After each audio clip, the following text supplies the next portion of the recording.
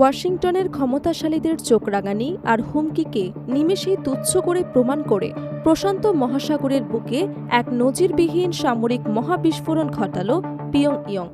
একদিকে হোয়াইট হাউসে ট্রাম্প প্রশাসন যখন ইরানকে বিশ্ব অর্থনীতি থেকে বিচ্ছিন্ন করার জন্য তথাকথিত ইকোনমিক ডি-ডে অবরোধের হুমকি দিচ্ছে, ঠিক সেই মুহূর্তে যুক্তরাষ্ট্রের মিত্রদের আত্মাকে কাঁপিয়ে দিয়ে আছড়ে পড়ল উত্তর কোরিয়ার 10টি বিধ্বংসী ব্যালিস্টিক মিসাইল। আন্তর্জাতিক ভূরাজনীতির ইতিহাসে এটি কোনো সাধারণ সামরিক মহড়া ছিল না, এটি ছিল মার্কিন আধিপত্যের কফিনে ঢুকে দেয়া এক নতুন পেরেক। একদিকে মধ্যপ্রাচ্যের বুকে অনড় ইরান, অন্যদিকে প্রশান্ত মহাসাগরীয় অঞ্চলে ত্রাস কিম জং উন।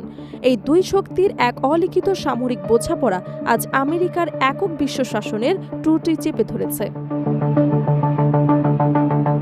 পিয়ংইয়ংয়ের মিসাইল লঞ্চ প্যাডগুলো থেকে একসাথে 10টি ব্যালিস্টিক মিসাইল ফায়ার করা হয়েছে। আর্লি ওয়ার্নিং সিস্টেম কোনো পূর্ব সতর্কবার্তা দেওয়ার আগেই এগুলো লক্ষ্যবস্তুতে আঘাত এনেছে। ইরান আর উত্তর কোরিয়ার এই টাইমিং কোনো আকস্মিক ঘটনা হতে পারে না। হোয়াইট হাউস ভেবেছিল কঠোর নিষেধাজ্ঞা দিয়ে তারা তেহরান আর পিয়ংইয়ংকে হাঁটু মুড়ে বসিয়ে দেবে, কিন্তু তাদের সেই অর্থনৈতিক অহংকার এখন বুমেরাং হয়ে আমেরিকার নিজস্ব ভূ রাজনৈতিক অস্তিত্বকেই চরম খাদের কিনারায় এনে দাঁড় করিয়েছে।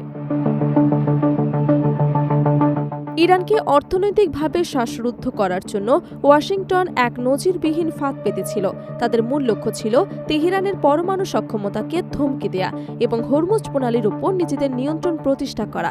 কিন্তু বিগত 5 দশক ধরে আন্তর্জাতিক নিষেধাজ্ঞার মুখোমুখি হওয়া ইরান আজ যে অভেদ্য অর্থনৈতিক প্রতিরক্ষার প্রাচীর গড়ে তুলেছে তা ভেদ করার সাধ্য পেন্টাগনের নেই।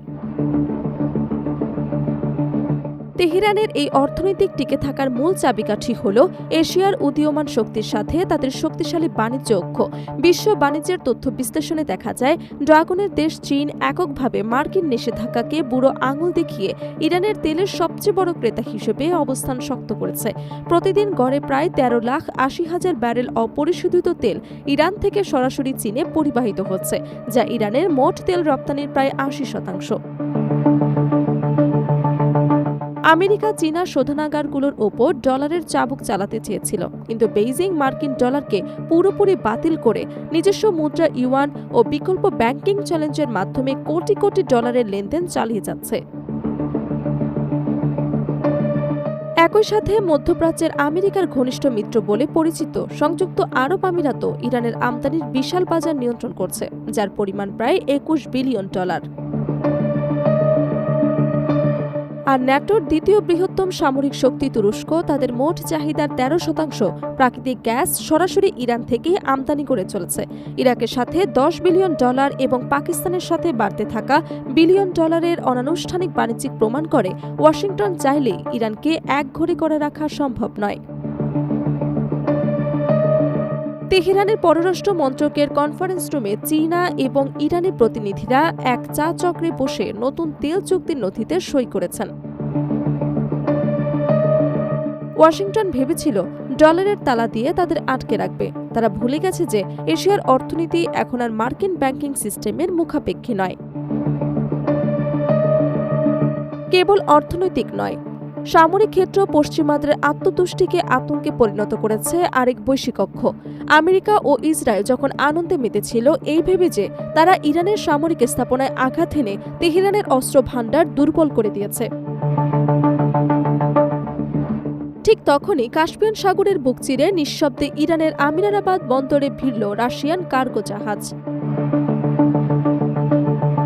পশ্চিমা গোয়েন্দা সংস্থাকে অন্ধ বানিয়ে এমজে ফ্লোট নামে এক রুশ সামুদ্রিক পরিবহন সংস্থা বিপুল পরিমাণ অত্যাধুনিক ড্রোনের যন্ত্রাংশ, মিসাইল প্রযুক্তি এবং উচ্চমাত্রার বিস্ফোরক উপাদান সোজাসুজি ইরানের মাটিতে নামিয়ে দিয়েছে।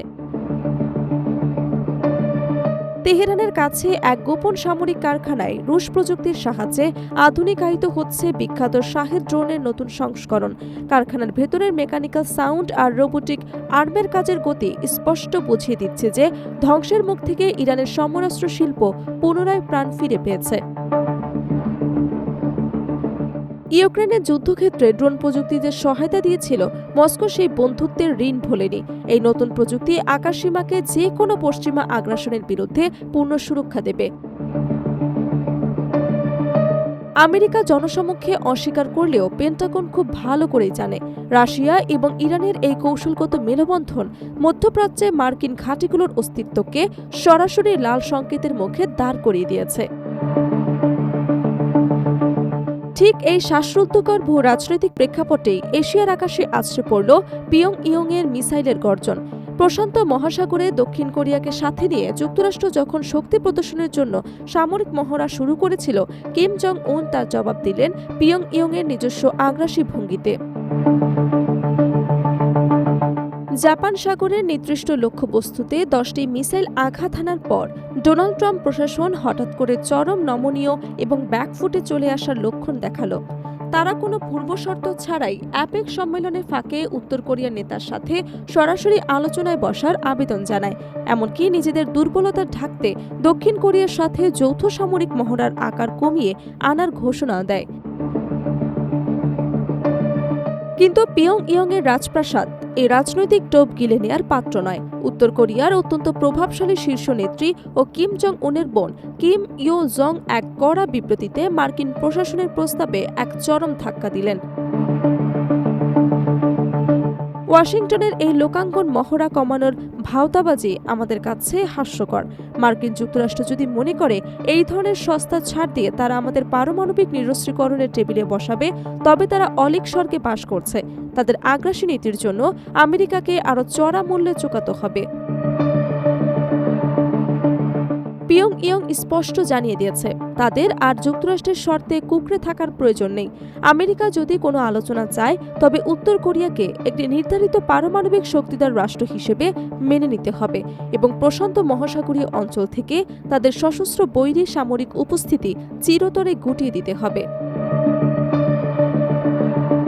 পিয়ংইয়ং এর মিসাইল লঞ্চারের ধোঁয়ার কুণ্ডলী আর তেহরানের আমিরাবাদ বন্দরের কন্টেইনার জাহাজের দৃশ্য পাশাপাশি ফুটে উঠছে আন্তর্জাতিক সংবাদ মাধ্যমের পর্দায়। পাশ্চাত্যের একক আধিপত্যের যে অজেয় মানচিত্র এতদিন বিশ্বকে দেখানো হতো, তা আজ বালির বাঁধের মতো ভেঙে পড়েছে। ওয়াশিংটন যখন হোয়াইট হাউসে বসে একের পর এক ব্যর্থ নিষেধাজ্ঞার ফতোয়া জারি করছে, তখন মধ্যপ্রাচ্যের বুকে ইরান, রাশিয়া, চীন ও উত্তর কোরিয়ার সম্মিলিত শক্তি গড়ে তুলেছে এক দুর্ভেদ্য লৌহবর্ম। যুক্তরাষ্ট্রের ইন্দো প্যাসিফিক কমান্ড যখন স্যাটেলাইট চিত্র বিশ্লেষণ করে নিশ্চিত হল যে পিয়ংইয়ং এর ছোড়া 10টি মিসাইলের প্রতিটি হাইপারসোনিক গ্লাইড ভেহিকল প্রযুক্তি সম্পন্ন, তখন পেন্টাগনের শীর্ষ জেনারেলদের কপালে উদ্বেগের নতুন ভাঁজ দেখা দিল। এ ধরনের প্রযুক্তির প্রচলিত ক্ষেপণাস্ত্র প্রতিরক্ষা ব্যবস্থাকে মুহূর্তের মধ্যেই অকার্যকর করে দিতে সক্ষম।